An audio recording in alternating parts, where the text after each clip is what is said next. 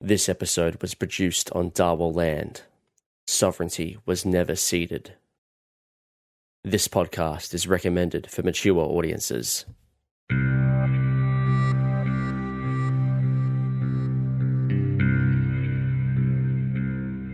year is 1969. You look exactly the same. No. How is this even possible? The letters have gone out. And before Marcey can even say a word, I'm just giving her the biggest goddamn hug. I'm so excited to see her. The phone calls have been made. Look at you, though. I can't believe you're here. 10 years later, the reunion is about to happen. I know, but Rebecca's been really busy and kind of organising all that around her work has been a lot. What's that on your hand? Oh, what? You got married. What else has she not told us? What else has she not told me? What else have all of you not told me? Oh, you got married? Oh God, no. Please, can you imagine? I don't care. I don't care. She can do what she likes. All of you can do what you like. That's fine. You're allowed to care. It's okay if you care. Have you planned this trip out at all? I think our vibes are more, we brought some camping gear. We were just we'll stop when we get tired. Yeah, we wanted to be out in the middle of nowhere, but we wanted to see the stars unpolluted by light, and Rebecca's absolutely not. I don't do very well with camping, so why don't we just stay at a hotel or something? I need to make her chill out, and the only way I'm going to do that is by being with her. There's some rooms upstairs. It's fine. Diana, you wake up. You can see what looks like a hospital. Why are we in a hospital? What are all these scratches? And something's wrong. Something's really, really wrong. Hey, do you remember how we got here? I don't remember anything. The last thing I remember, we were in the hotel, and we hadn't even started our trip yet. What's going on? It's okay, Nancy. We were probably in an accident. You all spot a sign on the walls. Bundagee Health Service. You're not in Sydney anymore. Hey, what date was it when you last have memories? It was the 21st. It says today's, at least the last date written on here was the 28th. We're missing 7 days.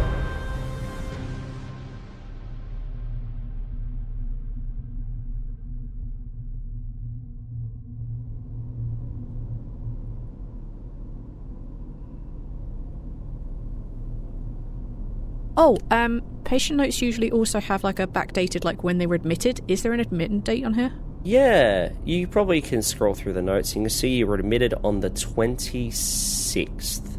You've been in hospital for at least 2 days. We must have been in an accident we don't remember. Must have, but it's... I mean, does anyone have any major injuries? I've got some scratches, but that's it. I look down at my legs and all the scratches, but I don't say anything. And I don't understand. This can't be right. Surely the date's just wrong. We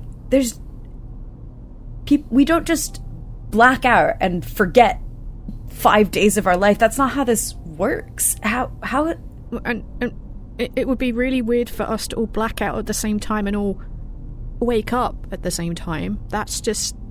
We don't all have identical physiology, and even if we do... Where the fuck is Bex? I'm going to look around. And I think we only just realised that we're missing somebody, because none of us cared. I'm just hey, genetics. Wait, I have another one. Where's the other one? Where's the control group? Where has she gone? Yeah. You turn around and you look for your sister, and as soon as you do, there's a man standing right in front of you, almost as if he's just appeared out of nowhere. And he sort of says to you, "Oh, you're looking much better." Yeah, great. Where's my sister? Oh, hang on. Just take a seat. It's okay. You're safe. You're actually looking a lot better than you have been the last few days, that's for sure. Take a seat. I'm happy to explain this. You are currently at Bundagee Base Hospital. We found you wandering the bush for a couple of days. Farmer found you, brought you here.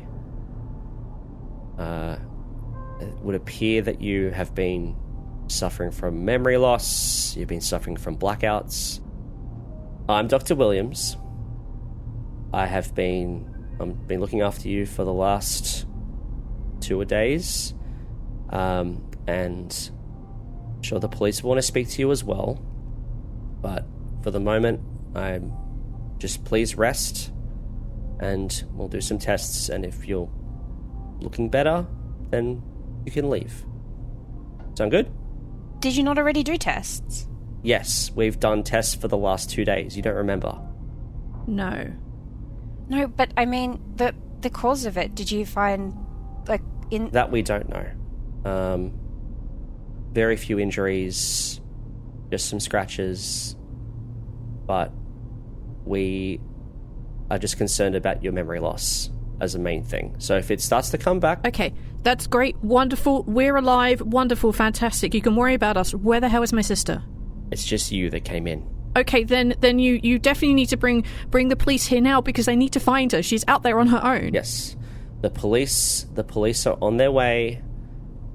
We need to make sure that you're okay before you meet Sergeant Medwin, okay? So, let's go over this again. What day is it? 28th. Good. What is in my left pocket? Well, you haven't told us that. How are we meant to know? Okay, this is the 7th time we've had this conversation, and he pulls out of his pocket, he pulls out a red ball, and he holds it in front of you so you can see it. It says, I've shown you this ball at least 7 times. So when you remember the ball, that's how we know that your memory's starting to come back. And he puts it back in his pocket. Now, I'll be back in a few hours, and in the meantime... When will the police be here? They're already here. Okay, then I want to speak to them now. Okay, we'll get the police. Okay? Just please, I need you to rest. I will sit right here if they come here. Okay. Alright, I'm gonna say, you are looking better, so this is a good sign. Okay, I'll get the nurse to come in shortly. And the police. And Dr. Williams walks out. He's sort of like a tall guy. He's got, these little tufts of red hair. He's got a doctor's coat. Looks like a doctor. And yeah, he walks out of the room, and it's just the 4 of you. I think Marcey will immediately turn to Nancy, and not in an accusatory way, but like trying in like a calming way. Say, Nancy, did you bring anything with you that might have caused us to forget a week? The reason that Nancy didn't see the sign is because Nancy spent the whole time looking for her bag. Do we have, is there a cupboard or anything near us next to the bed? There is a small cupboard. You can see, if you open the cupboard, you can see that there's some clothes of yours that are neatly folded. Okay. I have spent the whole time that all this conversation's been going on madly scrambling through the clothes to see what's there and what's not there. And it's just kind of now registering that the police are about to come into the room. And Marcey's question... Yeah, I was starting from a low level of paranoia and it just got worse. There was nothing. There was nothing. I promise you I wouldn't do it. But where's my stuff? I need everything. That bag. I need my bag. Where's my bag? Where's all the stuff gone? I can't talk to the police. Abs, you can't make me talk to the police. I'm sorry. I won't. I promise. I'm not going to tell them anything. We need to find Bex. And oh my god, I also need to find my passport. And I'm going to also dive into my own shit. Because that is the best picture I have of my sister is of me. Yeah, no, you there's nothing there in terms of there's no passports or driver's licenses or keys or any sort of personal effects. It's just clothes. I'm assuming it's just what we had on us we're wearing when they picked us up. Yeah.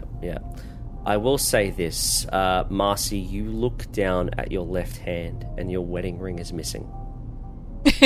That doesn't surprise me, given the other jewelry was all taken off as well.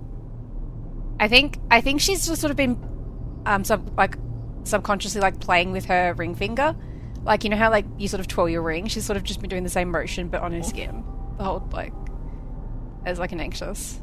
sort of habit. You don't have to wait long. Another man enters the room, and he's an older gentleman, looks to be late 60s, sort of dressed very casually. You don't think this person's a police officer. He's got just jeans and like a tie-dye shirt on, and he's got these little glasses. Slowly walking into the room, he's like, you're looking much better. Hello. I was worried about you all for a second. Who are you? I'm Mr. Pickman, Neighborhood Watch. Okay, great. Unless you're a doctor, get out. Well, I mean, I'm not a doctor, no, but I was at Neighborhood Watch. I was the one who found you. Oh, you're the farmer. Yeah, that's right. Yeah, well, the farmer technically found you. As Neighborhood Watch, he let me know. We don't really talk to the police around here. They tend to get involved in things they shouldn't. But we brought you here, and I just wanted to check in on you all, just make sure that you're all okay. What did you do with our stuff? Your stuff? Where's my bag? No, well, we didn't find anything on you at all. Where were you? Do you know where you were staying? We don't know anything. In the U? Oh. Okay. Maybe we'll ask the police. They might know where you were staying. Because you're not from around here, are you? I've never seen your faces before. That's all right. When the police get here, they'll probably want to talk to you all. But I'll just want to say, if you need anything from me, if you need me to drive you anywhere, if you need to speak to someone, just come talk to me, all right? I just want to help. Just want to help you all, all right? Did the person who found it, did they happen to have another woman who looks exactly like me in the area? No.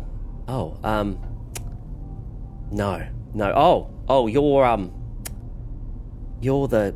Oh, yes, I knew you looked familiar. Yes, you're that girl. You're that sister of the missing girl. Right? Yes, that's right. Yeah, the police will definitely want to talk to you. Then that's for sure. Oh, right. Okay. Well, I'll get them. I'll get Mr. Medwin to come in. He'll look after you. Right? Hang on a second. Oh, I think he's coming now, and he's sort of like He sort of sits at the back, and you just hear like these footsteps approaching the door, and it's like you can hear someone's like yelling, "I want to talk to them right now!" And you hear the Dr. Williams is like, "I don't know, they haven't, they've only just woken up. You just need to be calm about this, all right?" He's like, "No, I want to talk to them right now." And you see Mr. Pickman in the room is like, "Okay, yeah, just be mindful of Sergeant Medwin. He gets a bit angry, he's... Even the bikies are scared of him, right? Ever since he got rid of them a few years ago, you don't want to get on his bad side, all right?" And he sort of steps back, and then the door just sort of bursts open, and you see this man dressed in a police uniform. He's like a big guy. He's got real clean-cut hair. You can see he's got this crinkled old New South Wales police uniform. He just doesn't look like he's taking very good care of it. He's quite he's got a bit of a pot belly as well, like just a big burly police officer. And he sort of barges in, and he's like, he looks at he just looks at you, and he says, "All right, doctor tells me you're good enough to talk, so start talking."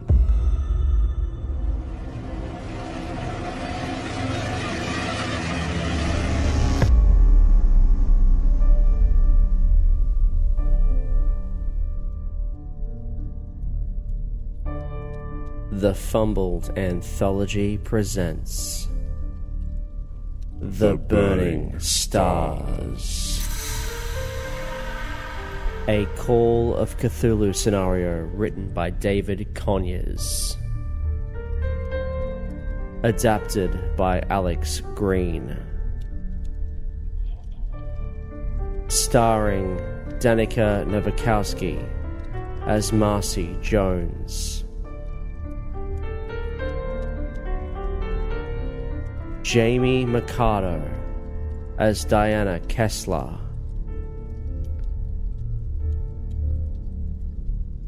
introducing Liz Dwyer as Nancy Cartwright,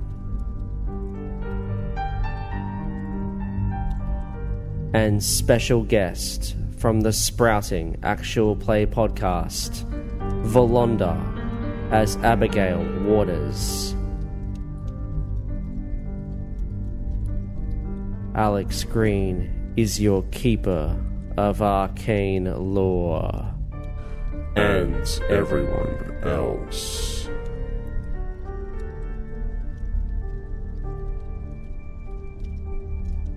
Chapter 2. A Week to Remember.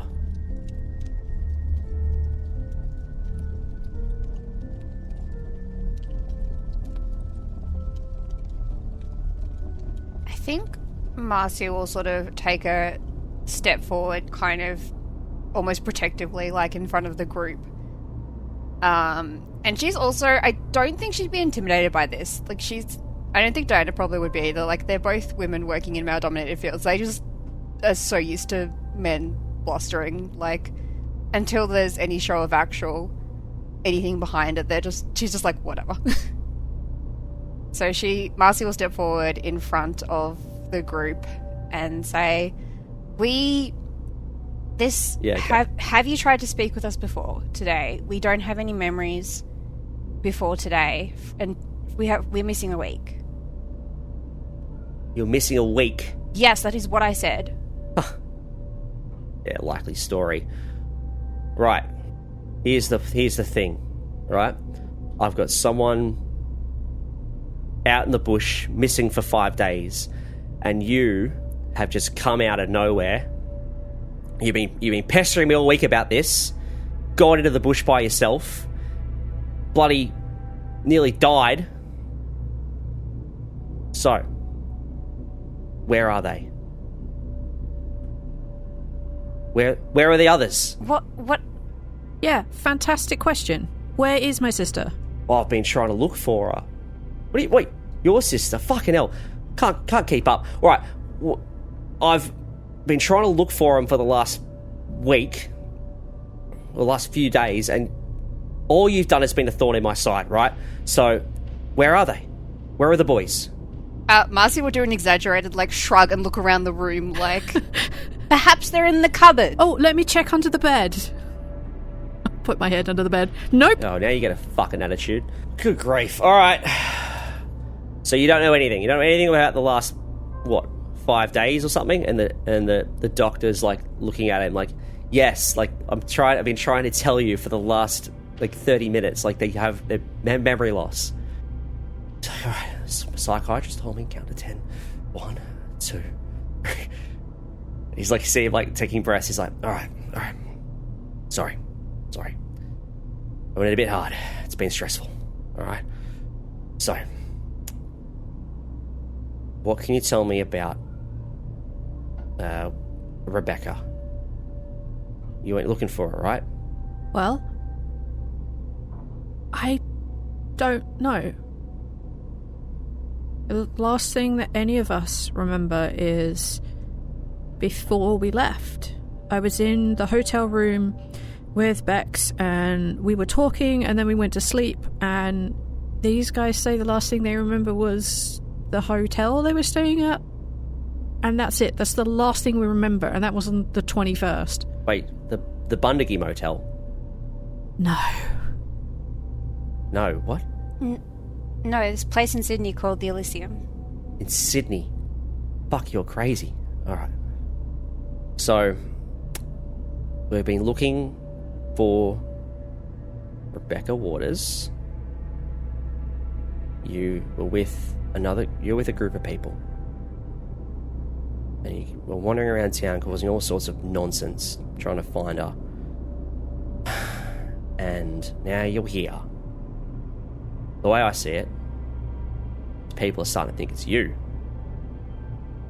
So, my advice is don't leave town until we've sorted this out. Understood? I'm not leaving without her, so not a chance. All right. Fair enough. So, the other matter is Mr. Wilson has been up my arse about his boys for the last 2 days. And the last time he saw them, it was they were with you. Do you know where they went?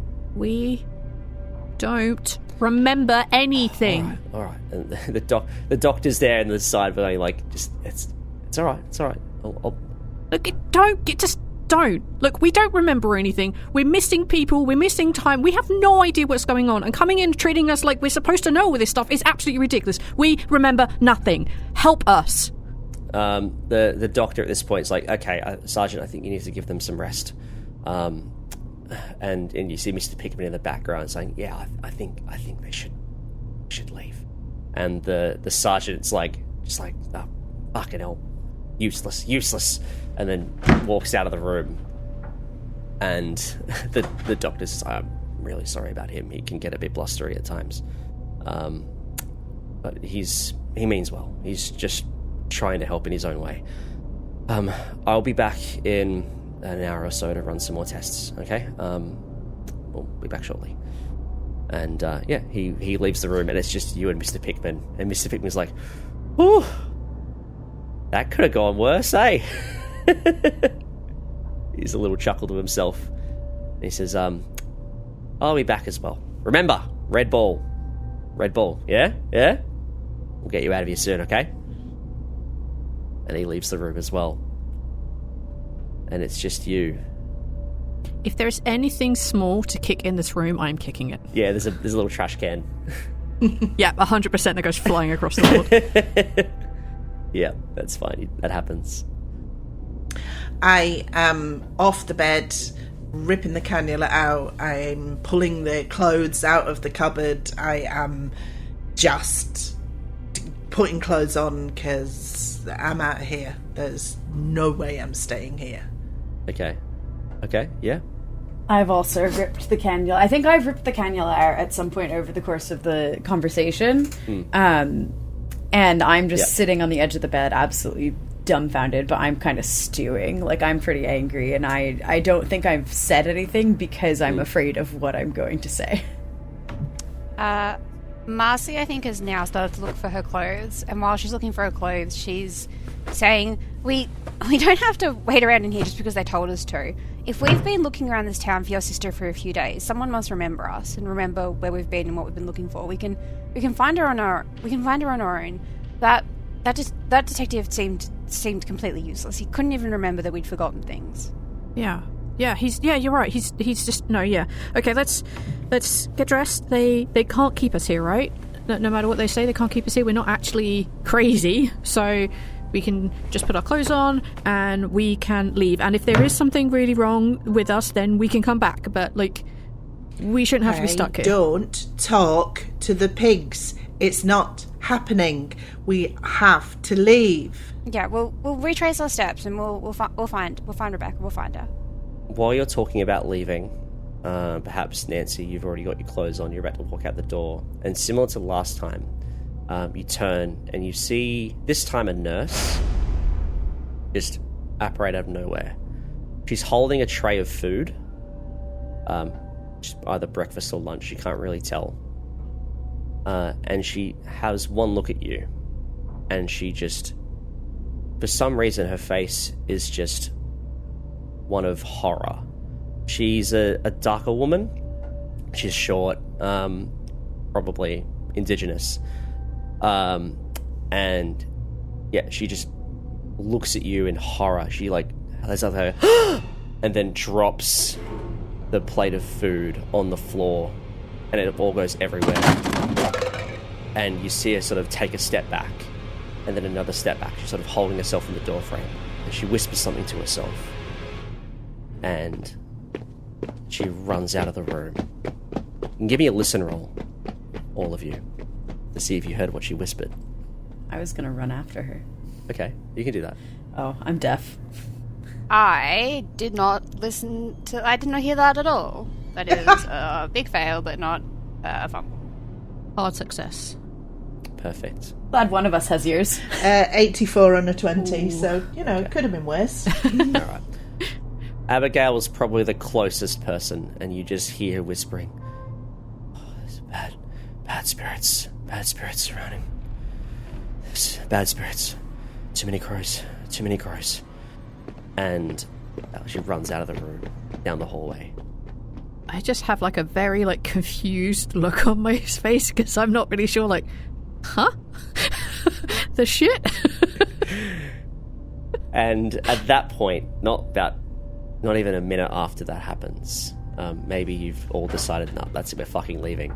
Dr. Williams comes back into the room. He says, "Oh, wow, leaving so soon, eh?" Yeah, there's nothing wrong with us right now, so we are going to go find our missing people, and then I think I'm going home. So yeah, we are leaving. Just do me one solid before you go. What's in my pocket? What's in my front pocket? Marcey will reach into his pocket and attempt to grab whatever is in there and throw it. He's probably going to push you away. He's like, "There's no need to get violent. What's in my pocket?" It's that red ball, damn it. He pulls it up. He says, "Okay, all right, we're getting somewhere." Now, there is some paperwork I'd like you to do, but if you are hell-bent on leaving, I can't stop you. Okay? So... Yeah. And he lets go, and he goes, he gives you space between you and the door, and it's up to you. Yeah, let's go. I'm going to tentatively start walking towards the door, and then since he actually doesn't stop me, I will just leave. I'll throw open the door and hold it for everyone else. He doesn't stop you. As I walk past, I sort of turn towards him and the ball, and I'm like, can I have that? And I hold out my hand. Give me a persuade roll. Yes. It is a... Oh, I'm spending 3 luck. Yes. Where's my pen? That will absolutely not come back to bite us. I'm sure it'll be fine. Oh, you didn't give me a lot of luck. Fuck. What I will say is, I think this whole ordeal has been quite distressing, and you can all give me sanity rolls as well to see how you cope with this. Oh, I forgot to count my sanity. I'm sorry. That's all right. Sanity is just your power anyway. It's just whatever your power is. I've passed. I passed. Oh, on the dot. I just passed. Marcey has unfortunately rolled a 16, which is upsetting because my sanity is really low. Wait, what is your sanity? So it's 35, and okay, which is pretty low starting sanity, and I have unfortunately passed. Okay, so I think you all lose 1 point of sanity because this is quite distressing. Now, what I will say is the rules for losing sanity and gaining sanity in Call of Cthulhu, there is a way for you to gain it back, and we don't normally do this because it just doesn't come up. But if you want to, at any point during this scenario, you can either connect with a treasured item, a location, or a significant person, and you will get the chance to regain some sanity. Now, hopefully, you've all done this. If you haven't, you've got time to fix it. You've all got each other as significant people. So for the first time, you actually have a chance to regain sanity. Hell yeah, because none of our locations or items or people are here. That's right. So you can only do it once. But at any point, you can decide to have a moment with a person, a significant person in your life, and you can use that moment to gain sanity if you need to, or regain sanity. So you all lose 1 point of sanity because it's pretty fucking weird what's happening. But that's all you'll lose today, or at least for now. Also, Dr. Williams will begrudgingly hand you the ball. Fuck yeah. And he goes, "You know what? You fucking need this. If this helps, sure." And he gives you the ball. It's like a cheap rubber ball. Looks like a stress ball. Excellent. Hope it was worth it. Absolutely worth it. You step out into, I guess, the lobby, the waiting room of the hospital, and there's a little hive of activity as people sort of waiting around. See a man with like a gnarly-looking bandage on his head. You see like an older woman, and she's sort of just sitting there, probably waiting for a doctor's appointment. Another nurse, a different nurse, has a bit of a stare at you as you walk out, but she doesn't say anything. She doesn't stop you. But she does that, and you walk out onto the street. Yeah. Yeah. So you head out, and you're hit with this sunlight. It seems to be late morning. The sun is quite high in the sky. It's a bit of a chilly. There's a bit of a wind picking up, so it's a little chilly. And you're just in a shirt and pants, so it's maybe a little bit uncomfortable. And outside, you see Sergeant Medwin standing in front of a police car. And you also see Mr. Pickman sort of in the passenger seat, sort of like gives you a little cheeky wave. And Sergeant Medwin says, so, can I give you the lift to the hotel that you're staying at? Not sure we'll fit in the vehicle, but if you could point us in the right direction, that would be lovely. He sort of looks at you quizzically. And because you can see the car it's a sedan. There's only 4 seats, and one's already occupied, and the other one's the driver's seat. So there's only 2 seats for the 4 of you. And he sort of looks at you quizzically, and he's like, "What are you talking about? You'll fit." And Mr. Pickman's just like, he's like, "No, it's fine. Come on, we'll make you fit." Where are we staying? You were at the Bundagi Hotel. Yeah, it must be. I mean, maybe her stuff and my things and our things are still there. How far is this motel place? Oh, it's about 1 kilometre up the road. We can walk that. You sure? Yeah, we've been lying down a lot recently. It'd be good to stretch our legs, right, ladies? Yeah. Stretch our legs. It's a really good idea. All right, but you've just come out of the hospital, so if you want to walk it, I'm not going to stop you, but the lift's here if you want it. I think Marcey will just sort of peek into the little back seat, and she's like with the just like that's okay. But we definitely appreciate the offer. All right, it's your funeral, and he gets into the car, and he sort of waves like, "You sure? Last chance." Yep, we're sure. Thanks. All right, and he turns the car on, and him and Pickman drive off. I know. Seems really weird. There's no way that car was going to fit 4 of us as well. You start the walk. It's one main road. You can see on the left and right side, you can see these houses. It's a little suburban area. And there's a bit of traffic. You get the feeling this is like a main thoroughfare for the town. So there's, cars going pretty regularly. It's a kilometre walk. It takes you about 10 to 15 minutes of a walk. The town sort of slowly goes from just little houses dotting the road to a bit more of a commercial centre. Eventually, you come up to a bit of an intersection, and you can see this 2-story motel. There's a veranda on the second floor. It's like your traditional country pub. There's all these cars parked out the front. There's a bit of a noise, but you can see the Bundagi Motel.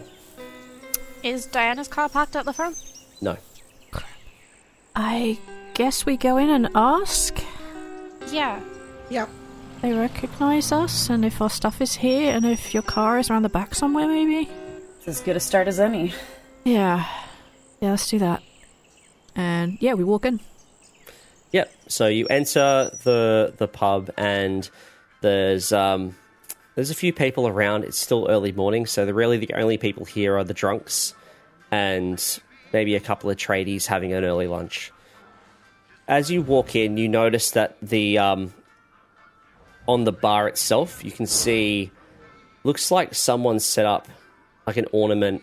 It's got these like 3 black eggs. It's sort of set up in one corner of the pub, which is odd because you haven't seen anything like that before. But apart from that, it's a perfectly normal looking pub. The carpets are sticky.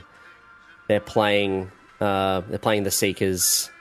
You walk up to the publican, who is just cleaning the glasses. And the publican probably notices you and says, "Oh yeah, how you going? Wow, you look like shit. Thanks. How can I help you?" Hey, weird question. When did we check in? Well, I remember you. What's your name? Abigail. Abigail? All right. Oh yeah. Checked in 6 days ago. Why? Had too much of the wacky stuff, eh? Gotta remember you were here. Yeah, something like that. Did we happen to leave a car parked around the back somewhere? Ute-looking thing? Yeah. The yellow ute. Yeah. Yeah. I remember you driving that in. Why? Does it happen to still be here? You drove it off, didn't you? Yeah, maybe. Look, we seem to have misplaced our keys. Can we have the keys to our rooms? Oh, yeah, I can. Yeah, sure, I can give you your key. He hands you a key. Yeah. You're in room 12, if you don't remember. Imagine that. Imagine if we've also forgotten where we parked and when we booked in. Maybe you could point us in the direction of our room. Yeah, it's just upstairs. They're all up there. And he sort of points to like a staircase at the back of the pub. Thanks, Keith. Yep, that'll be it. He's got a name tag. It says Keith on it. You know, it's him. Oh my god. I was trying to make him give us his name. Oh, okay. Yeah, you notice he's got a name tag. It says Keith. And you had to read it. Like, thanks, Keith. Okay, great. Let's go with that. Are we all in the same room? Have you got a key for me? Nancy Cartwright. Oh, that doesn't seem appropriate. They might all have been booked under the name Rebecca Waters. She may have booked several rooms for us. She booked the room, yes, I remember that. Yeah, there's 2 rooms that she booked. Can we have the other key? Can we have the key for the other one as well? You want the other one? Yeah. Yeah, we left the keys in the car, and we can't remember where we parked the car. We had you know how it gets. You have a big night, and you forget where you parked the car. But we'll bring the keys back once we find the car. I'm not sure if I should be giving you that key. Why? What's the difference? You gave us the other key. Just give us the key, man. You have the key in your hand. As he's talking to you, you sort of hear behind you. You hear a scream. And you hear a noise, some sort of horrible noise. And you turn to look, and this weird thing happens with your vision. It sort of flashes, and then there's this bright flash, and then the next thing you know, you're walking up the stairs to this pub, and you have 2 keys in your hand, and you don't know how you got the second key. Who's got the key? We'll say Diana's got it in her hand. I think at the sudden flash, Marcey will grip the banister and just kind of stop. I just... Can I have a moment? I just had a weird dizzy spell. Yeah, me too. Oh, maybe we are maybe I'm more sick than I thought I was. I'm going to sit on the stair. The first thing I do is kind of pat down my pockets for the ball. As you notice this, Diana, you realize that one of your hands is really raw. Like the knuckles are quite raw. And maybe a little bit sore even. The hell? I kind of thrust my hand out to whoever's closest to me. I don't know which one it is. It's like Nancy. Like, does this look weird to you? What are you doing with it? It didn't look like that a minute ago, did it? I don't think so. It looks like you punched a wall or something. That doesn't seem very you, love. Yeah, weird. And just kind of put it in my pocket to sort of like, out of sight, out of mind. Wait. You hurt your hand, but you don't know why? Well, it's not hurt exactly. It just looks a bit funny. It's not important. Okay, did anyone else just experience a really loud scream and then a flash and then suddenly we were on the stairs? Yes. Do we... A part of me wants to go down and check, but I'm kind of scared. There's some part of Nancy that's used to all of this, and it is bizarrely reassuring. So, but the fact that you're all getting it the same is a little concerning, I think. But Nancy just mostly shrugs it off. I think I'd take the key from Diana and keep walking up the stairs.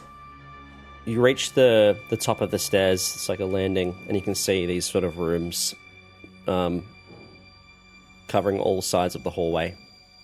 So you can see the one in your hand, Nancy, is for room 11. It's got a little keychain that says 11 on it. So yeah, you instinctively walk across to room 11. You put the key in the lock, twist it. It opens up with a satisfying click. While you're doing that, what is everyone else doing? Oh, seeing Nancy going up the stairs, I'm going to get off my ass and also scramble up the stairs because I want to know what the second key is. Yeah. Well, the second key is for number 12. Yep. So you do the same thing. So you're following behind Nancy. Yep. You see her using the key for 11, and then you use the key for 12. Same thing. Satisfying click. You open the door. Yep. So room 11, you open up, and it is a bit of a mess. There's sort of stuff all over the floor. But it doesn't look like a sign of struggle. It just looks like untidy. Like there's clothes on the floor. There's a bunch of papers and stuff that are sort of littered on the ground. What do you want to look for first? What do you want to do first? I want to look for my bag first. Yeah. See if my duffel bag's in here. You don't find your bag. You find looks to be Diana's bag and Marcey's bag are in number 11. And you probably also you don't find any driver's licenses or anything like that. You don't find any wallets. There's no money in here, but there's just stuff.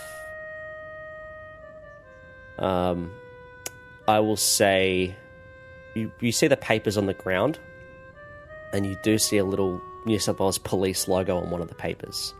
So I think I've come in the room first, I assume. Yeah, you've come in the room first. Okay, so I go into the room. The bag's quite big, I think, and if there's obviously other people's bags, I'm assuming that this is not then my room. So I will kind of scoop up the papers on the ground to have a look at them. And yeah, I suppose it depends on what's on them. Yeah. The first thing you notice, bold font, top of the letters, statement of a witness. And then the next down would be Diana Kessler. And then further down, Sergeant Medwin, who has written this. And as you're reading, what are the others doing? If I'm not seeing evidence of, like, my stuff, then I will check room 12. Yeah. So you go into room 12, and as you open the door, you also... It's a similar sight. There's clothes on the floor. There's 3 beds in here. The other one had 2. So you find your stuff in room 12. You also find Nancy's stuff in room 12. And you find Rebecca's stuff in room 12. You do find your passport. Huzzah. It is under your pillow, where you left it. But I'm assuming no wallets, no money. No wallet, no money. Crap. Is Nancy's bag in here? Yes, Nancy's bag is in here. And you are hit with this very, very strong smell of cannabis as you walk into this room. Like, it's almost overpowering. I open a window, but no, I think as soon as I see Nancy's bag, because I know that she's really been desperately looking for it, I'll yell over my shoulder, Nance, I found your bag. I kind of scan through the papers. It's very clearly Diana's, so I kind of hold it, pass it over my shoulder to them behind me. Di, this is yours. And I kind of slightly push back everybody to go into room 12 to get to my bag. Marcey will probably peek into both the rooms to look for the one that has her stuff. And the one that has her things, she will start going through them looking for the copy of the Polaroid that she always keeps from that roof party, to see if that is there. Yeah, it's you check your bags, and amongst all of your clothes and your intimate belongings, and yes, you do find the Polaroid. It's still here. Excellent. She sort of like, she picks it up and she gives it a look, and she, like, you can see it's like really quite worn around the edges from like looking at it all the time, and she gives it a little, like, holds it to her chest before they're looking for her wedding ring. Priorities. Yeah. After plenty of searching, yeah, you turn your bag inside out. Your wedding ring's not in your bag. She'll put the Polaroid back in then, sort of neatly with her things, because yes, that is her priorities. Was her 2 treasured possessions are the Polaroid and her wedding ring, in that order. Very good. Okay.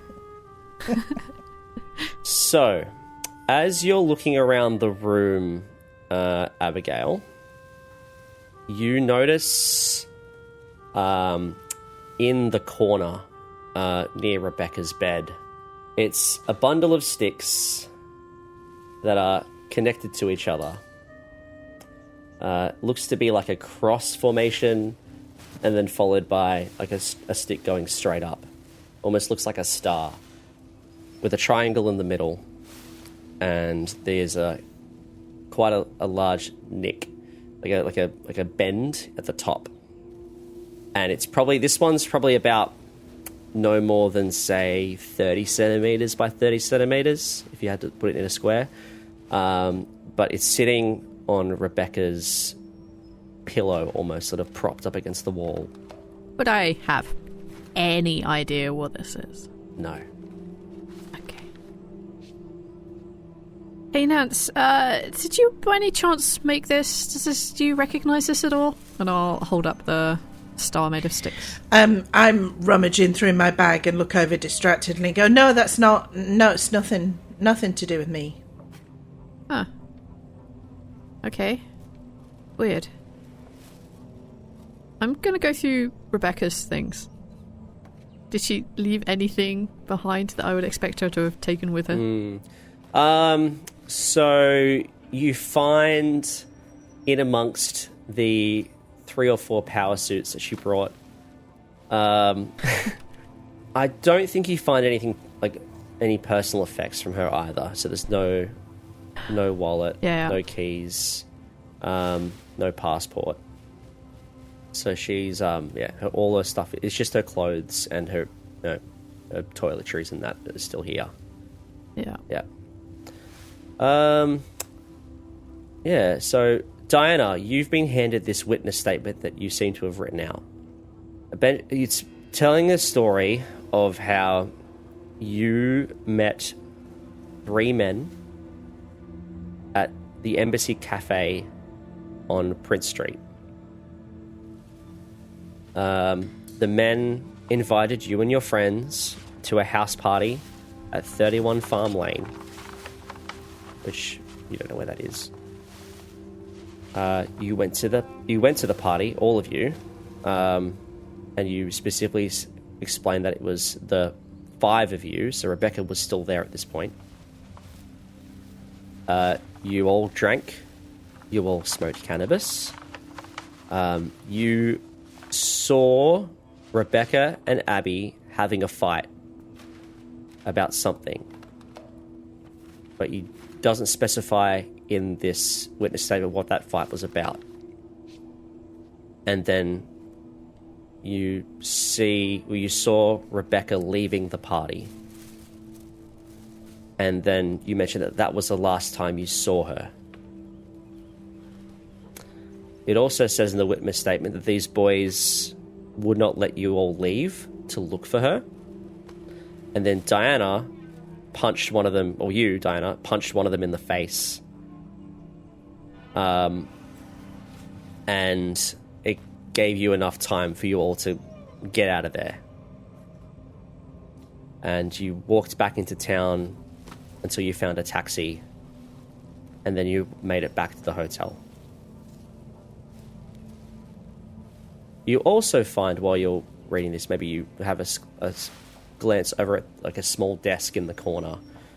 You do see a couple of things. There's a few receipts, like food receipts for just some coffee and some random assortment of food at this place called the Embassy, or Embassy Cafe. And you also find a flyer. The flyer is for a winter solstice festival, which is happening in, looks to be a couple of days. And you can see down the bottom, there's like a drawing of 3 eggs in like a little reef thing, and the eggs are black. And on the back of that flyer, you see the name, Dr. Bruce Northeast. What are you thinking at this point? I mean, okay, it sounds like me, but I don't remember any of this. It would explain where Bex is gone, at least, but who's this Dr. Northeast? What kind of a name is Northeast anyways? That's ridiculous. Kind of look around. Who's in the room with me right now? Probably just Nancy, I think. I don't know where Marcey? Yeah, Marcey can be here too. Nancy's in the other room with the bag. Yeah, okay. Nancy's in with me. Yeah, so I'll just turn to Marcey and kind of hold it out and go, does any of this, like, ring a bell for you? She'll sort of, like, hold it and skim read it and be like, I mean, it sounds plausible. That's why we came here, but why? Who are these people? I guess we retrace our steps, we try and find them. Why wouldn't they want us to look for Rebecca? Something's weird about this. I didn't even meet these guys in the first place. Because X must have brought us here. But then what? We found a bunch of guys and said, okay, let's go along with them? We wouldn't have done that. I mean, I guess if we were, like, we might have gone for, like, a fun party if we thought there were going to be more people there. Does it say in here if there's, like, it was a party, or was it just us? I don't remember, and I don't think it's clear either way. Nancy. As you're looking through your stuff, you find probably under your pillow, you see a mirror. It's like a small little personal mirror, and it's got these strange markings around the mirror, like they're painted on. and probably, I don't know if you recognize what these markings would be, but it looks old, but it looks like someone has tried to make it old on purpose, if that makes sense. Like like a school project where you put your coffee stains on your pirate map to make it look older. Similar sort of vibes here, right? So, but there's these little runes written on it, and it's a little mirror. Give me a spot hidden roll. Just you. Okay. Is it mine, this mirror? Not sure. It's under your pillow. 31 on a 40. Yep, pass. Yep. So you're sort of flicking this mirror, sort of studying it like, what could this mean? What could it look like? And you sort of just nonchalantly flick it to a corner of the room. So you're sort of looking through the mirror into the corner of the room, and you can see a face. And it's a woman, and she looks mutilated.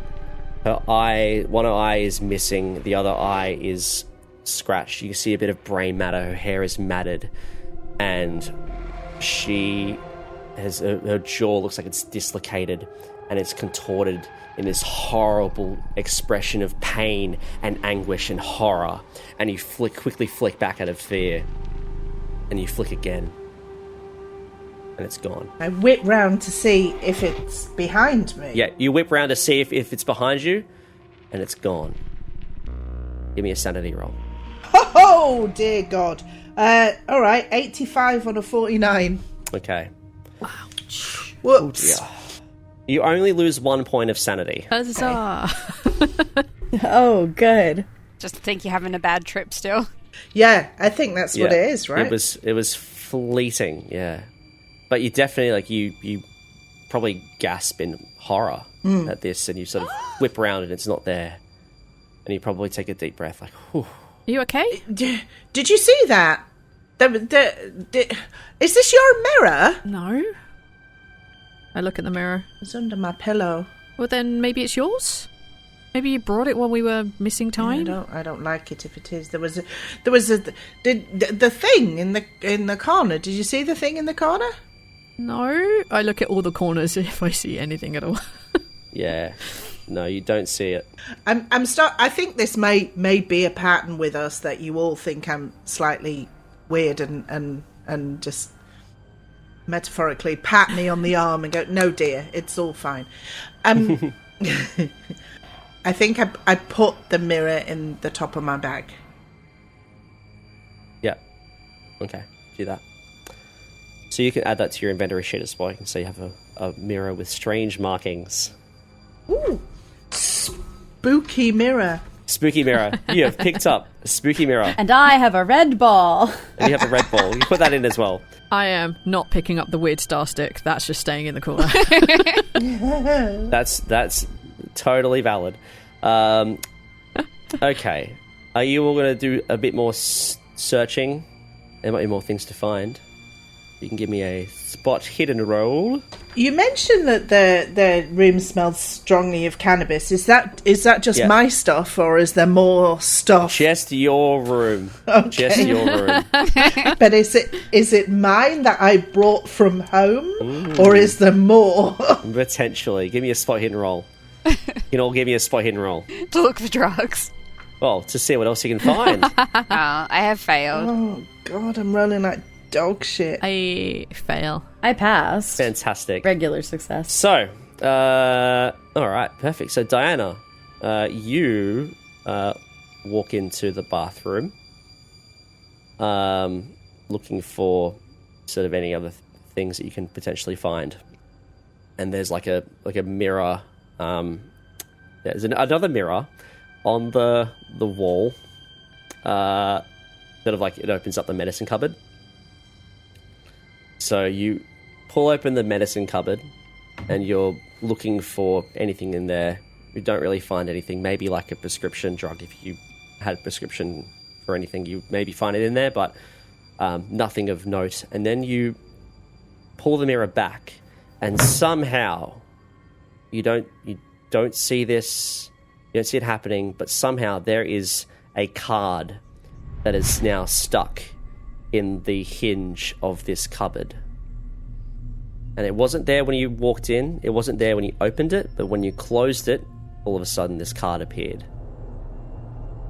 It's a card that says The Hanged Man. It's a tarot card. As you pull it out, it's actually upside down. I pick it up, and what the fuck is going on?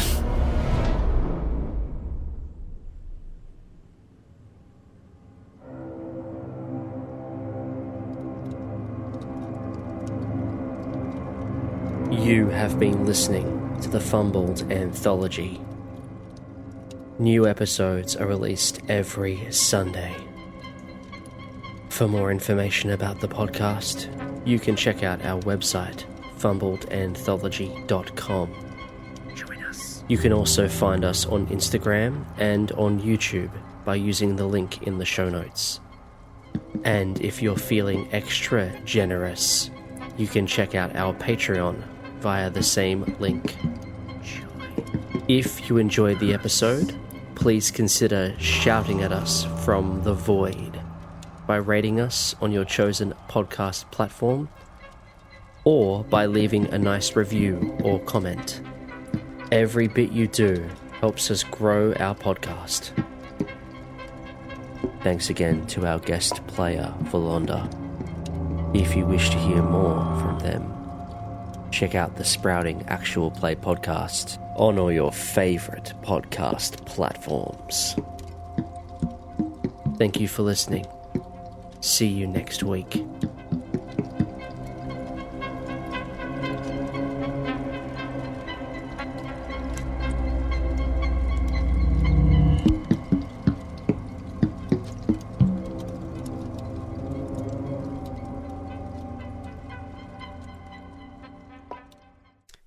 I was fully expecting it to be, when he put it out of his pocket, for it to be a different colour to like to fuck with us. Yeah, me too. Go back and fix it in the edit. Right, I'll be 2 minutes. You're right. We can take a quick break. We've been going for 2 hours now. Yeah, good. Oh, while we're taking a quick break, I can drop Danica twin law. I don't have a twin, but when I was in high school, I had there was a friend we had like a core group of friends. But then there was like a secondary group that went to a different school.